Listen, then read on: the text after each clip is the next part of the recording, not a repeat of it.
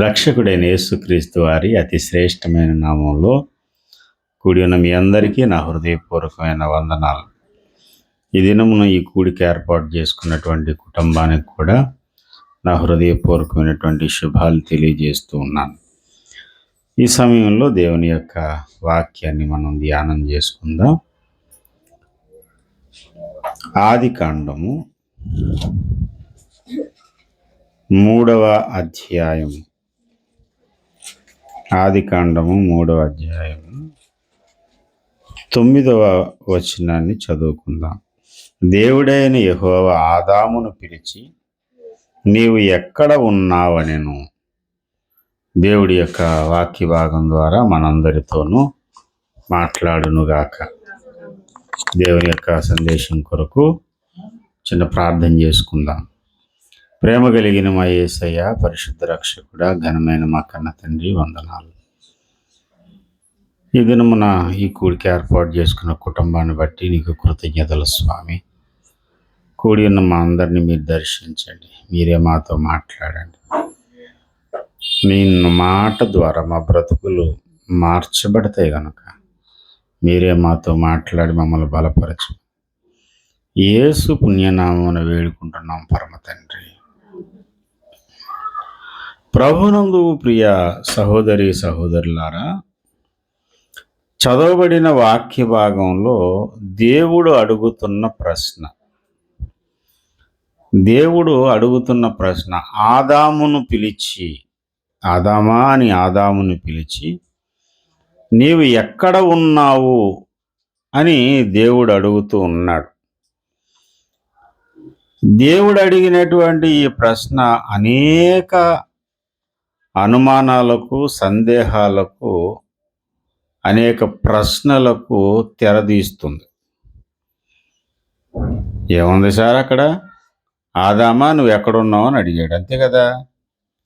అడిగిన ఆయన ఎవరో ఒక సాధారణమైన మనుషుడైతే మనం ఏమీ సందేహించని అవసరం లేదు. సాక్షాత్తు సర్వశక్తి కలిగినటువంటి దేవుడే అడుగుతున్నాడు. దేవుడు అడుగుతున్నాడు అంటే, దేవుడు అనగానే ఆయన సర్వజ్ఞుడు. సర్వజ్ఞుడు అంటే అర్థం ఏంటంటే అన్నీ ఎరిగినటువంటి వాడు. అన్నీ ఎరిగిన వాడు అడుగుతున్న ప్రశ్న నువ్వు ఎక్కడున్నావు అని.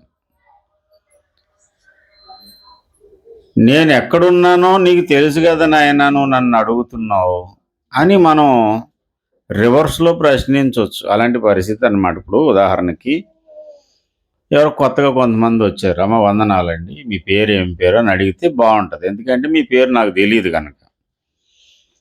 అమ్మ నీ పేరేం పేరు అని నేను అడిగాను అనుకోండి, ఈ అమ్మాయి వెంటనే నా పేరు హెప్సిబా అండి అని చెప్తుందా, లేకపోతే ముందు నవ్వుతుంది? అగో వాళ్ళ నాన్నకి, ఈ అమ్మాయికి కూడా వచ్చింది మొదట నవ్వే. వారి నోటి నిండా నవ్వు ఉన్నది, వీరి నోటి నిండా కూడా నవ్వు ఉంది. ఎందుకు నవ్వింది?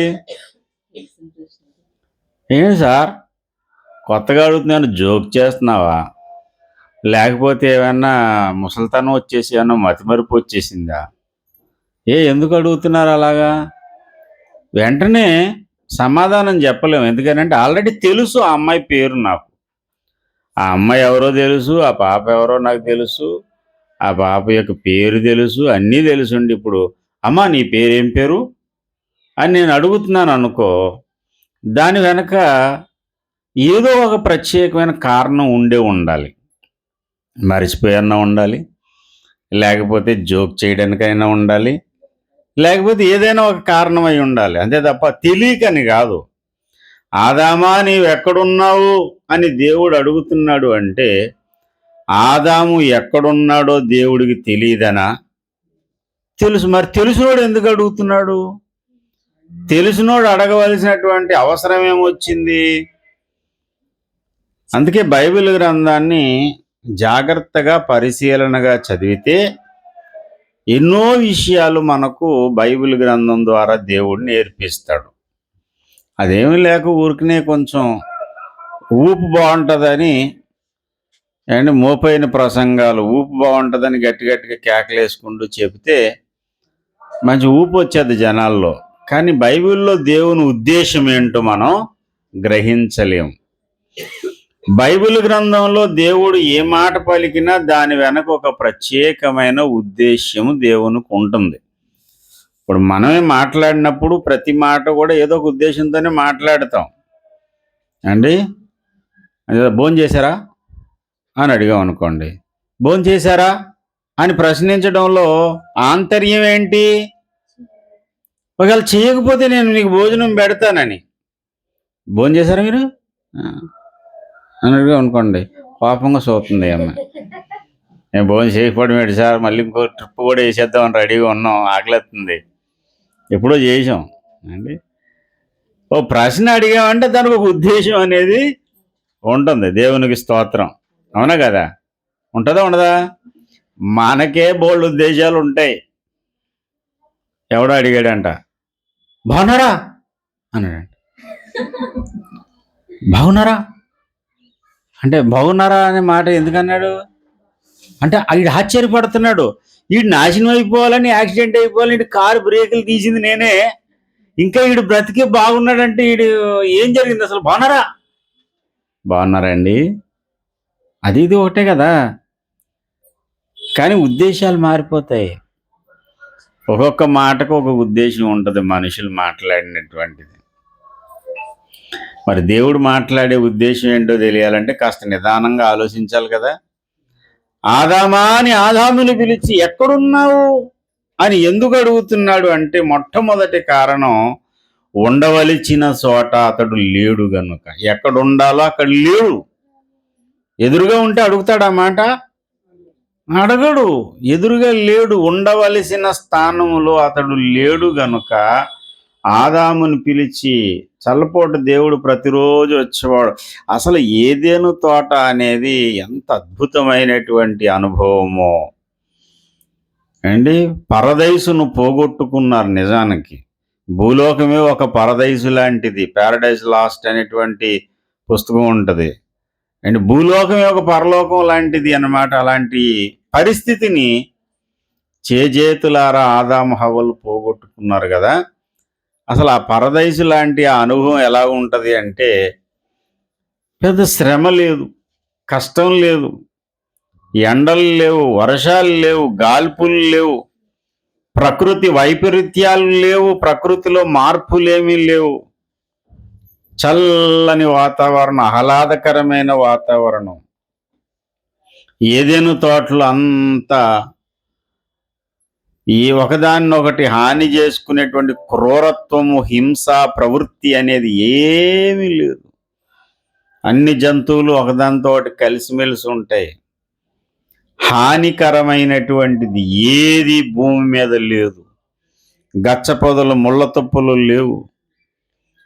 ఏ విధమైనటువంటి ఇబ్బంది, యాతన లేనటువంటి అందమైనటువంటి తోట ఏదెను తోట. ప్రతి చల్లపూట దేవుడు వచ్చేవారు.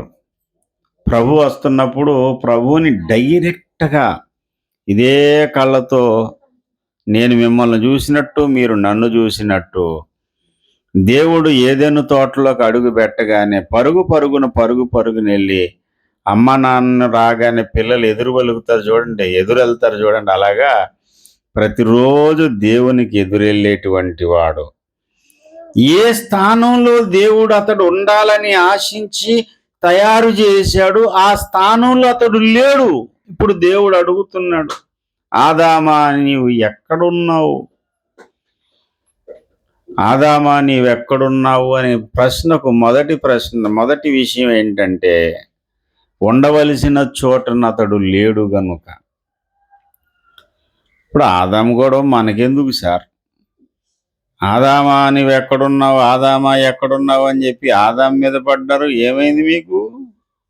ఆదాం జ్ఞాపకం వచ్చాడా, లేకపోతే ఏదైనా తోట జ్ఞాపకం వచ్చిందా అని మీరెవరు కూడా కలత చెందకండి. అసలు నేను ఎందుకు ఈ పాయింట్ లేవదీశానంటే, దేవుడు ఈరోజు మనల్ని అడుగుతున్నాడు, నీ పేరు పెట్టి నువ్వు ఎక్కడున్నావు అని. ఎక్కడున్నావో తెలీదా? రాజీవ్ గృహకల్పలో ఉన్నాం, మేడ మీద ఉన్నాం, 3వ ఫ్లోర్లో చిన్నపాప గారి ఇంట్లో ఉన్నాం. అంటే నువ్వు భౌతికంగా ఫిజికల్గా నీవు ఎక్కడున్నావు అని దేవుడు అడగడం లేదు.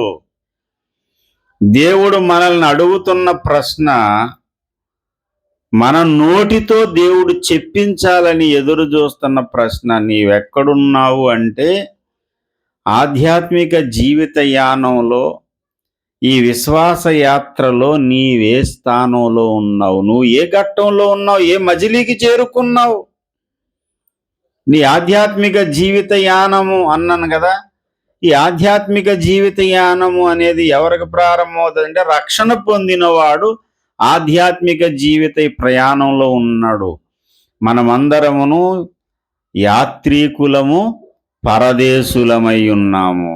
ఎవరందరూ యాత్రికులు, పరదేశులు అంటే యేసుక్రీస్తు శిలువ రక్తాన్ని ఆశ్రయించి నమ్మి బాప్తిస్మము పొందినటువంటి వారందరూ కూడా యాత్రికులు, ప్రయాణికులు. మనమందరము యాత్రికులము, ప్రయాణికులము. మర్చిపోకండి, ఈ లోక యాత్రలో బాటసారులం. అపోస్తలుడైనటువంటి పేతురు గారు చెప్పినటువంటి మాట అదే. మనం ఏమై ఉన్నామంటే యాత్రికులమై ఉన్నాము, పరదేశులమై ఉన్నాము. పరదేశులము, యాత్రికులమై ఉన్నాము గనుక మనం చేయవలసిన పనులు కొన్ని ఉన్నాయంటాడు. ఆ తర్వాత 1 పేతురు 2వ అధ్యాయం 11 వచనం, ప్రియులారా మీరు పరదేశులను, యాత్రికులనై ఉన్నారు గనక ఆత్మకు విరోధముగా పోరాడు శరీరాశలను విసర్జించండి. మీరేమై ఉన్నారు? పరదేశులు, యాత్రికులు. ఈ భూమి మీద యాత్రికులమని చెప్పుకోగలిగిన వారు, చెప్పుకోవలసిన వారు ఎవరంటే రక్షణ పొంది దేవునితో సమాధాన పడినటువంటి వారు. సియోన్ యాత్ర, పరలోకపు యాత్ర, కనాన్ యాత్ర. ఎప్పుడో 40 ఏళ్ల కిందట రాశారు యేసన్న గారు. ఫస్ట్ క్యాసెట్లో పాటది. ఆనంద యాత్ర ఇది, ఆత్మీయ యాత్ర, యేసుతో నూతన యెరూషలేము యాత్ర. ఆ పాట పాడుతుంటే డ్రమ్ము కొట్టుకుని ఏమంటారు దాని పేరు, కాయలు, కొబ్బరికాయ లోపల గుంజంతా తీసేసి అందులో సైకిల్ బాల్స్ వేసి తయారు చేసేవాళ్ళు. కాయలు, కొబ్బరికాయలు కొడతా ఉండి చిక్కుడు పడుతుంటే డ్రమ్ము, సైడ్ డ్రమ్. ఆనంద యాత్ర ఇది. ఇప్పుడు అంతా మ్యూజిక్లు రకరకాలు వచ్చేసినాయి, కానీ ఆ ఉద్యోగం లేదు, ఆ పవరు, ఆ అభిషేకం, ఆ మంట కనపట్టలేదు. ఇప్పుడంతా ఏమైందంటే ఫ్యాషన్ అంతా. ఊపిరి గారు చెప్తున్నారు, మాటలనే కొంచెం రాగంలో చెప్తున్నారట అంతే. పాటలన్నీ ఏమైపోయినాయంటే మాటలను రాగాలు కట్టారు, అంటే మాట్లాడుకోవడం. ఈ పొద్దుటే ఆలోచించాను అందులో, బాగున్నారా అనడానికి బాగున్నారా, అదే ఇంక సాహిత్యం గట్ట ఏమి ఉండదు ఇంకా. కానీ పాతకాల పాటలు, పాతకాల భక్తులు రాసినటువంటి పాటల్లో సాహితీ విలువలు ఉంటాయి, ఆధ్యాత్మిక భావాలు ఉంటాయి, మంచి సంగీతం ఉంటుంది, అన్నిటికంటే ముఖ్యంగా అభిషేకం ఉంటుంది ఆ పాటల్లో. దేవునికి స్తోత్రం కలుగునుగా. ఇది ఆనంద యాత్ర, ఆధ్యాత్మిక యాత్ర.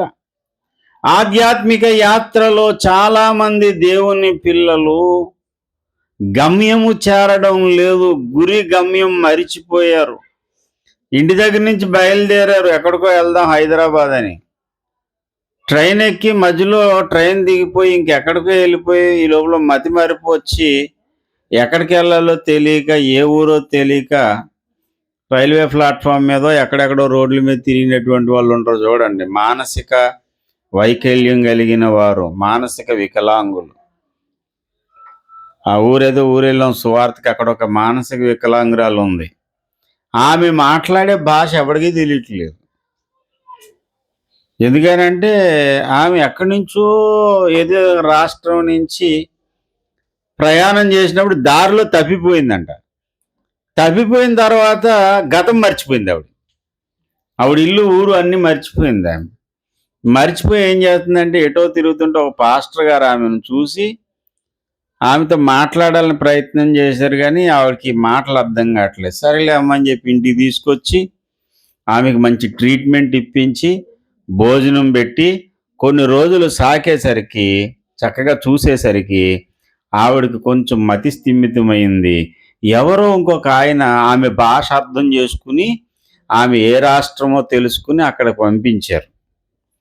ప్రియమైనటువంటి దేవుని బిడ్డలారా, మానసిక వైకల్యము, వికలాంగులైపోయి మానసికంగా తమ గతి స్థితి మరిచిపోయినటువంటి వాళ్ళు ఎలా ఉంటారో, ఈ రోజున చాలా మంది విశ్వాసులు కూడా అసలు ఎందుకు రక్షణ పొందారో, ఎందుకు ఎక్కడికి యాత్ర చేస్తున్నారో మరిచిపోయారు. దేవుడు ఆశించి ఎదురు చూసి ఏ అంతస్తుకు నడిపించాలనుకున్నాడో ఆ అంతస్తు, ఆ విలువలన్నీ మరిచిపోయారు. గురిగమ్యము లేనటువంటి పరిస్థితుల్లో ఈనాడు చాలా మంది విశ్వాసులు ఉన్నారు. అపోస్తులుడైన పౌలు అంటాడు కదా, 1 కొరింథీ పత్రిక 9వ అధ్యాయము ఆఖరి 2 వచనాలు ఎవరైనా చదివి సహాయం చేయండి. 1 కొరింథీ పత్రిక 9వ అధ్యాయము ఆఖరి 2 వచనాలు. గురి చూడని వాని వలె పరిగెత్తేవాడను కాను గాని, గాలిని కొట్టినట్టు నేను పోట్లాడుట లేదు గాని, ఒకవేళ ఇతరులకు ప్రకటించిన తర్వాత నేనే భ్రష్టుడనైపోదునేమోనని నేను నా శరీరాన్ని నలగగొట్టి దానిని నేను లోపరుచుకొనుచున్నాను. అంటే అపోస్తులుడైన పౌలుకి ఏముందట? గురి ఉంది. గురి చూడని వాని వలె నేను పోరాడేవాడును, పరిగెత్తేవాడును కాదు. అంటే గురి చూడకుండా పరిగెత్తే వాళ్ళు చాలా మంది ఉన్నారు. అమ్మా, యేసు ప్రభువుని ఎందుకు నమ్ముకున్నావు? అసలు ఈ విశ్వాస యాత్రలో ఎందుకు నీవు ముందుకు సాగాలనుకున్నావు? అసలు నీ ఉద్దేశం ఏంటి? అసలు నీ ఉద్దేశం, నీ సాక్ష్యం ఏంటి అని అడిగామనుకోండి, సగటు 90% క్రిస్టియన్స్కి, క్రైస్తవులకు గురి అనేది లేదు, గమ్యం లేదు. స్కూల్కి వెళ్ళే పిల్లల్ని అడుగుదాం, బాబు నీ గురి ఏంటి, నీ గమ్యం ఏంటి అని అడిగామనుకోండి, గురి గమ్యం ఏముందండి, మా బాబు మా అమ్మ తిండి ఎట్టారు, ఏదో స్కూల్కి తోలేశారు వచ్చాను నేను. తల్లిదండ్రులను అడుగుదాం, అమ్మాయి ఏదో పనులు పెడితే రూపాయి డబ్బులు వస్తాయి కదా, ఎందుకు మీ పిల్లోని స్కూల్కి పంపిస్తున్నావు అని అడిగితే తల్లి అంటది, ఏదో బాబు చదువుకుంటే రేపు పొద్దున్న అమ్మఒడి అన్న వస్తుంది. స్కూల్కి రెగ్యులర్గా వెళ్తే ఏమవుతుంది? అమ్మఒడి వస్తుంది. 15,000 సీటు పాట ఏదో వేసుకోవచ్చు, ఆ డబ్బులతో ఏదో వస్తువు కొనుక్కోవచ్చు. అమ్మఒడి వచ్చిన టీవీ కొనేసుకోవచ్చు. కొంతమంది టీవీ అంటారు మన వాళ్ళు. కొంతమంది పోలీ టీవీ కొనుక్కుంటారో 15,000 వస్తాయని ఆశతో పంపించే వాళ్ళన్న ఉన్నారు. పోలీ ఏదో అలాగా గవర్నమెంట్ కూడా ఏదో ఒక తాయిలం ప్రకటిస్తే పిల్లలు చదువుకుంటారు, భవిష్యత్ బాగుంటుంది, దేశ పరిస్థితులు మారతాయని చదువు గురించి చదువుకునే చాలామంది 90% గురి గమ్యం లేని వాళ్ళే. ఏ గురి లేదు వాళ్ళకి. ఏదో బలవంతం తోస్తే వెళ్తారు, గుడికి మేకపోతుంది తోసినట్టు. వెళ్ళిన తర్వాత కాసేపు ఉంటాడు, సెలవు అనేసరికి ఎంత ఆనందమో, మామూలు ఆనందం కాదు. గురి లేనివాడు, గమ్యం లేనివాడు వాడి జీవితంలో ఏది సాధించలేడు. అసలు ఒక గురి కలిగి ఒక వ్యక్తి బాగా చదివితే మొత్తం దేశాన్ని, ప్రపంచాన్నే మార్చేయొచ్చు అని నిరూపించిన వాడు బాబాసాహెబ్ అంబేద్కర్ గారు. ఈ రోజున భారతదేశ రాజ్యాంగం అమలైనటువంటి దినంగా, రిపబ్లిక్ డేగా, గణతంత్ర దినోత్సవంగా ఈ దినం భారత జాతి అంతా జరుపుకుంటున్నారంటే దానికి కీలకమైన వ్యక్తి బాబాసాహెబ్ బిఆర్ అంబేద్కర్ గారు. అంబేద్కర్ గారిని చాలామంది ఫ్రెండ్స్ అడిగేవారంటారా, షికార్కి వెళ్దాం, ఎప్పుడు చదివేనా, కాసేపు క్లబ్కి వెళ్దాం, కాసేపు అలాగ రిలాక్స్ అవుదాం అంటే నాకు అంత టైం లేదు. ఆయన ఒక గోల్ పెట్టుకున్నాడు, భారతదేశం ఇలా ఉండకూడదు, దీన్ని మార్చాలి. అంటరానితనం అనే దానితో అమానుషంగా మనుషులు క్రూరులుగా ప్రవర్తిస్తున్నారు, ఈ దేశ చరిత్రని మార్చాలనుకున్నాడు. ఆ మాట నెరవేరాలంటే ఆయన ఏం చేశాడంటే, గురి కలిగి ఆయన జీవిత చరిత్రలో ఆయన అంటాడు కదా, ఆయన అన్న మాట ఏంటంటే, దీన్ని నేను సాధించాలంటే ఈ అంటరానితనాన్ని, ఈ అమానుషమైన కార్యాలను నేను ఛేదించి సాధించి అందరికీ ఒక విలువను నేను ఇవ్వాలంటే చదివే మార్గం అనుకున్నాడు ఆయన. అదే గోల్తో చదివాడు. ప్రపంచంలో ఎవడూ చదవలేనంత చదువు చదివేశాడు ఆయన. 10th క్లాస్ ఫెయిల్ అయిపోయిన వాళ్ళు అంబేద్కర్ గారిని విమర్శిస్తున్నారు. ఆయన గోటికి సరిపోడు ఎవడు కూడా.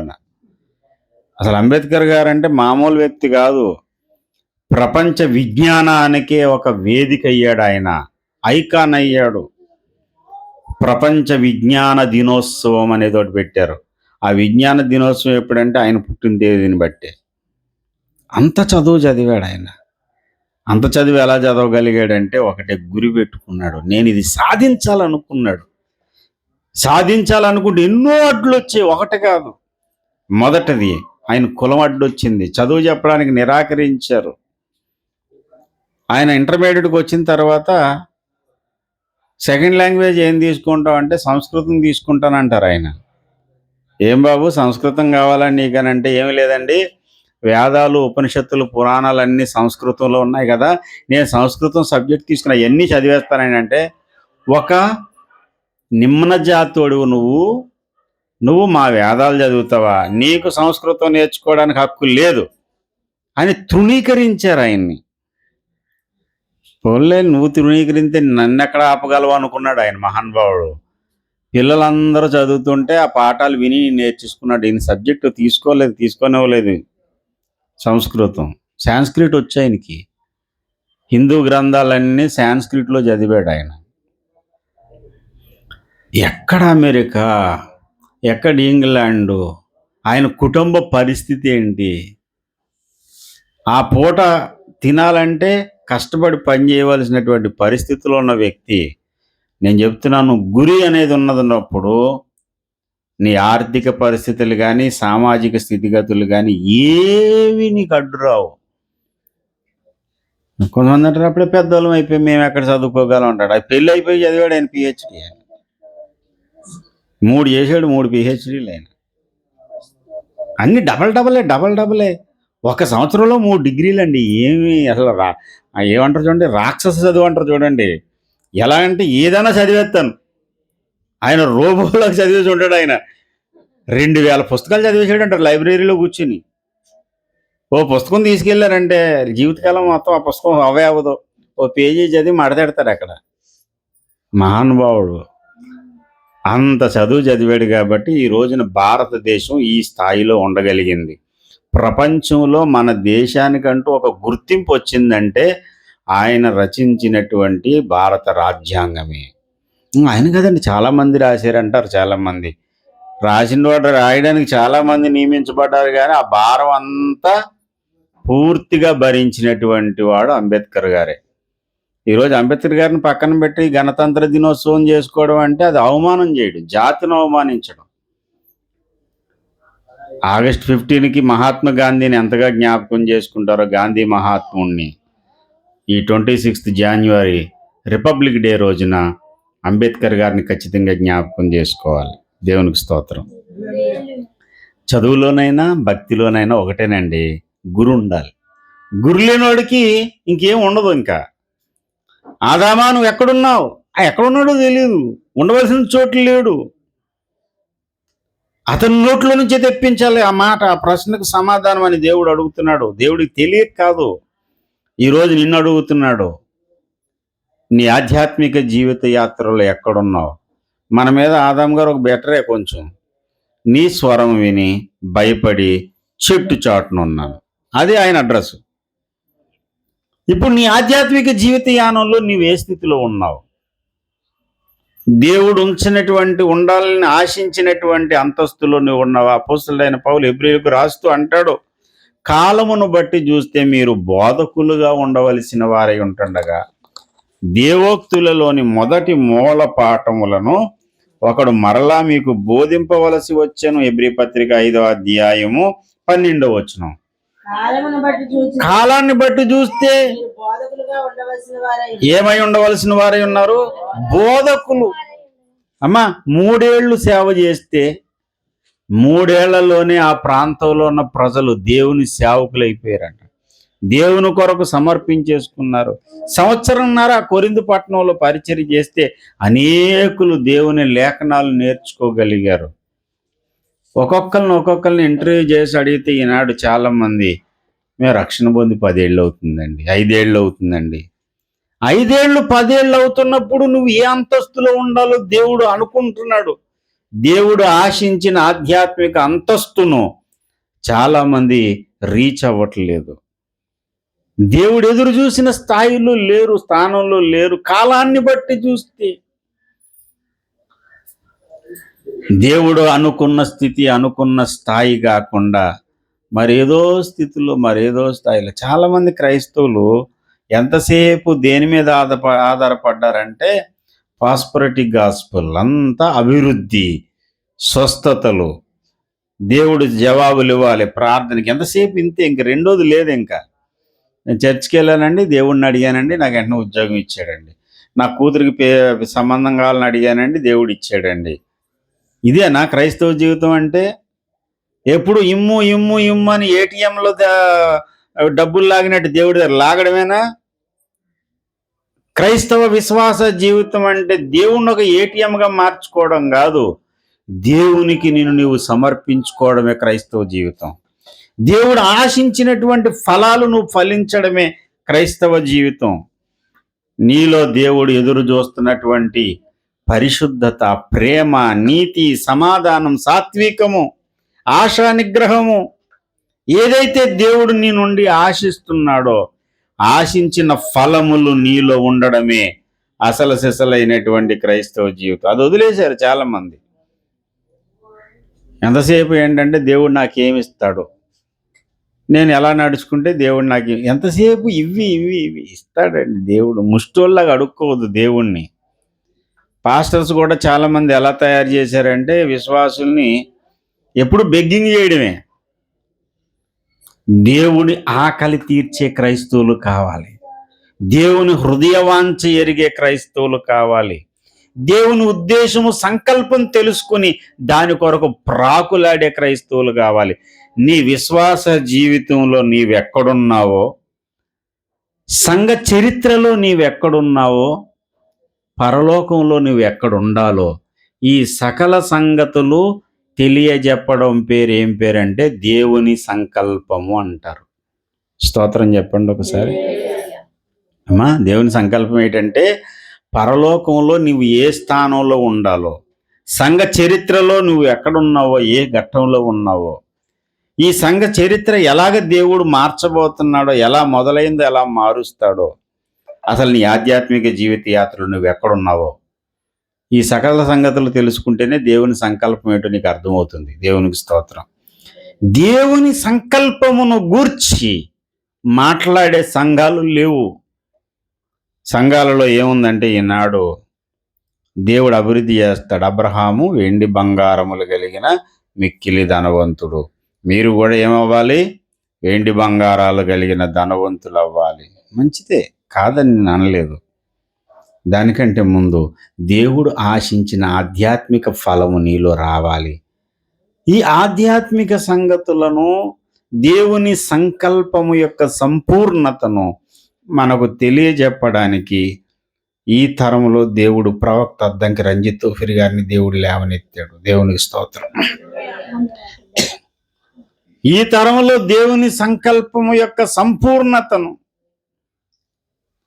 మనకు సంపూర్ణంగా వివరించడానికి దేవుడు తన ప్రవక్తను నిలబెట్టాడు.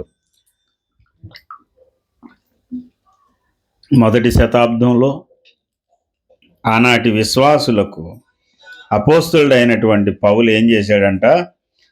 అపోస్తలుల కార్యములు 20వ అధ్యాయము, అపోస్తలుల కార్యములు 20వ అధ్యాయంలో చెబుతున్నాడు. అపోస్తలుడైన పౌలు చెబుతున్నటువంటి మాట,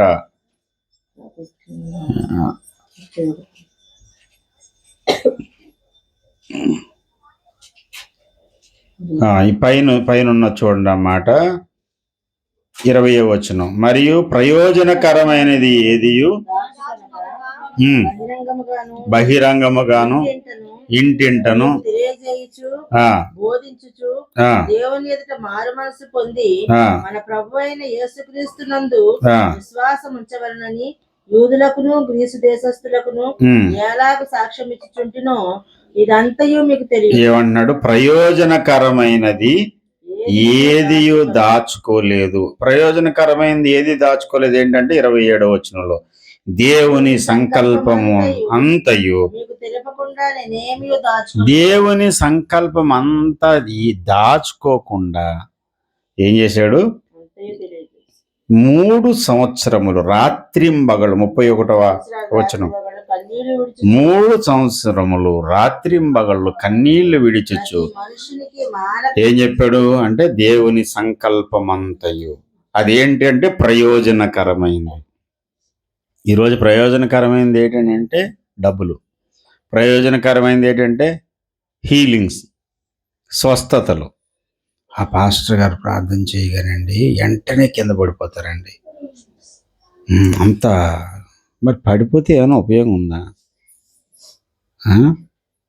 నేను ప్రార్థన చేసినప్పుడు కూడా చాలామంది పడిపోతారు. పడిపోవడం కాదు కావాల్సింది, వాడు నిలబడడం కావాలి అండి. పడిపోవడం పడికొట్టడం అనేది పాపం ఏదో లేదా దుర్మార్గమైన ప్రక్రియ కాదు, అదో సూచక్రియ. పరిశుద్ధాత్మ దేవుడు తాకినప్పుడు లేదా దెయ్యాలు అతనిలోంచి పోయినప్పుడు పడిపోతారు. చాలాసార్లు జరిగింది. మంచి మంచి అభిషక్తులు కూడా ఒక్కోసారి ప్రార్థన చేసినప్పుడు ఆ అభిషేకానికి దేవుని యొక్క ప్రభావాన్ని తాకడం వల్ల పడిపోతారు. ఈ పడిపోవడమే నిలబెట్టడం, పడిపోవడం నిలబెట్టడం ఇదొక పని ప్రక్రియ అయిపోయింది. అది కాదు అవ్వాల్సింది. ఏది అవ్వాలంటే దేవుని సంకల్పం నీకు తెలియజెప్పేవాడు కావాలి. అది నీకు ప్రయోజనకరమైంది. దేవునికి స్తోత్రం. దేవుని సంకల్పం అంతా నీకు అర్థమవుతే నువ్వు ఎక్కడున్నావో ఆధ్యాత్మిక జీవిత యాత్రలో నీకు అర్థమవుతుంది. అసలు ఎక్కడికి చేరాలో తెలిసినప్పుడు ఎక్కడున్నావో కూడా నీకు తెలుస్తుంది. ఇప్పుడు మీకు బాగా అర్థం కావడానికి ఒక ఉదాహరణ చెప్తాను. ఎప్పుడైనా మీరు సాలార్జంగ్ మ్యూజియంకి వెళ్ళారనుకోండి. సాలార్జంగ్ మ్యూజియం అంటే తెలుసు కదా, ఎక్కడ ఉంటుంది? అది హైదరాబాద్లో ఉంటుంది. ఇప్పుడు వరకు ఎవరు వెళ్ళలేని వాళ్ళు ఎవరైనా ఉంటే తప్పకుండా వెళ్ళి దర్శించండి, చూడండి.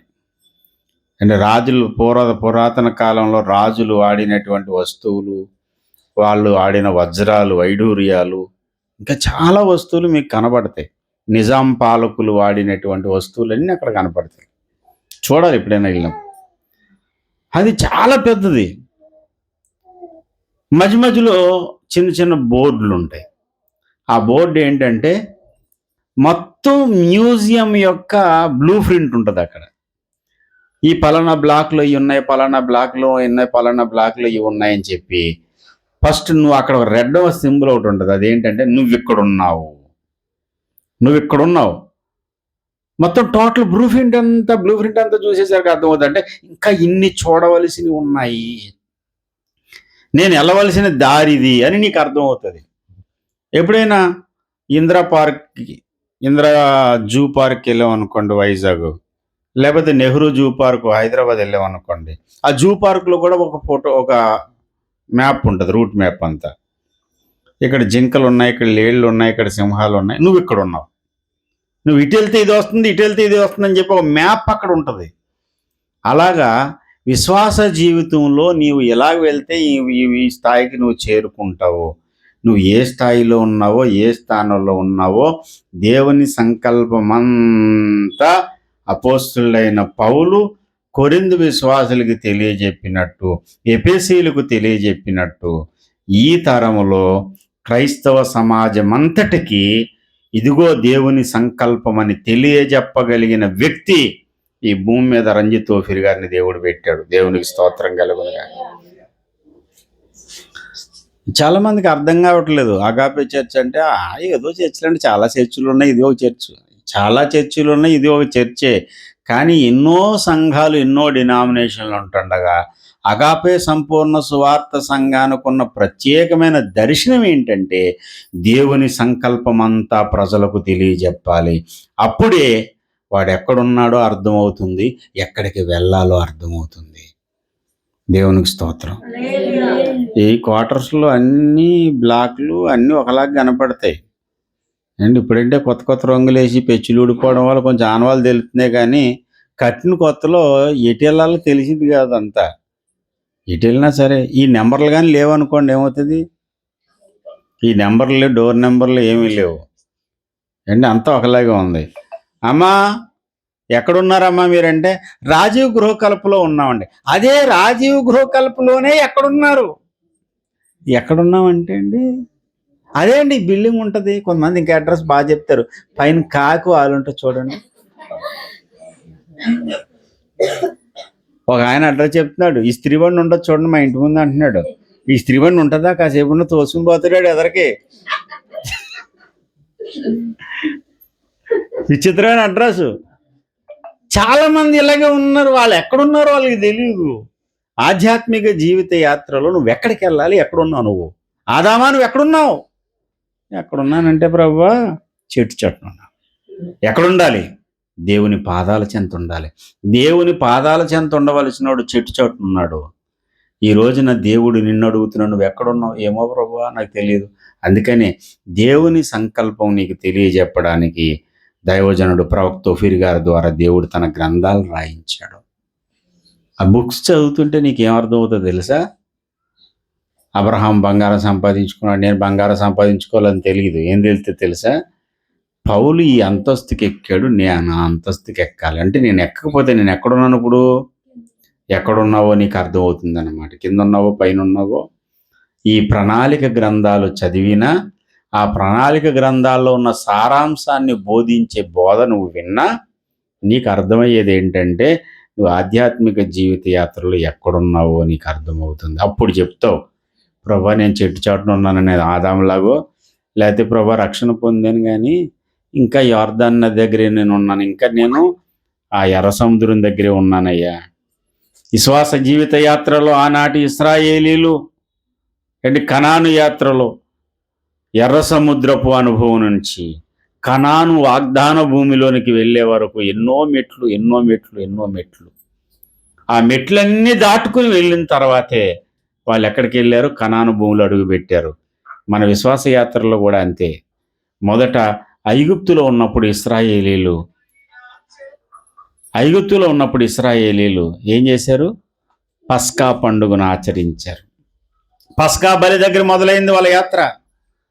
ఎర్ర సముద్రం దగ్గర బాప్తిస్మ జలాల దగ్గర బాప్తిసం పొందినట్టు ఎర్ర సముద్రపు అనుభవంలోనికి వెళ్ళారు. ఆ తర్వాత సీనాయి కొండకి వెళ్ళారు. ఆ తర్వాత కాదేశు బర్నేయ సైనికులుగా వాళ్ళు తీర్చబడుట, ఇలాగా వారి యాత్ర సాగింది. ఇదంతా నీకు అర్థమయ్యేలాగా వివరించి ప్రవక్త తన గ్రంథాల్లో రాశాడు. ఈ విషయాలన్నీ వివరించి బైబిల్ స్టడీల్లోనూ ఆదివారం చర్చిలోనూ చెబుతున్నాం.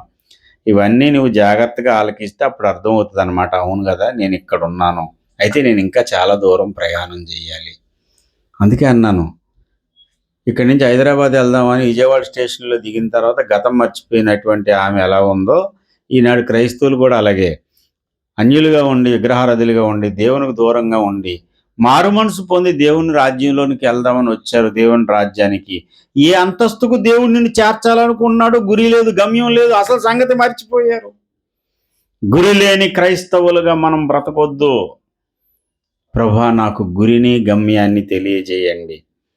ఆదామా నువ్వు ఎక్కడున్నావు అని దేవుడు అడిగినట్టు ఈ 2026వ సంవత్సరంలో నీ ఆధ్యాత్మిక జీవితయానంలో నువ్వు ఎక్కడున్నావని దేవుడు నిలదీసి నిన్ను ప్రశ్నిస్తే సమాధానం చెప్పే స్థితి నీకు లేకపోవచ్చు. కానీ ఇప్పుడు ఒక మాట అడగండి, ప్రభువా నేను ఎక్కడున్నానో, నేను ఎక్కడికి చేరాలో, నా జీవితం పట్ల నీ సంకల్పం ఏంటో నాకు తెలియజెప్పు. నాకు ఒక గురి గమ్యం తెలియజేయి. ఈ 2026వ సంవత్సరంలో గురి లేని క్రైస్తవుడిగా నేను ఉండొద్దు, గురి కలిగిన క్రైస్తవునిగా నేను జీవించడానికి నీ కృప నాకు దయచేయి అని మనం అడగగలిగితే మనం క్షేమపు దారుల్లో నడిచి దేవుడు చేర్చే ఉన్నతమైన అంతస్తుకు చేరగలుగుతాం. అట్టి కృప ఈ నూతన సంవత్సరంలో దేవుడు మనందరికీ అనుగ్రహించునుగాక. ఆమేన్. రండి ప్రార్థన చేసుకుందాం. అందరూ కూడా తలలు వంచండి, కన్నులు మూయండి.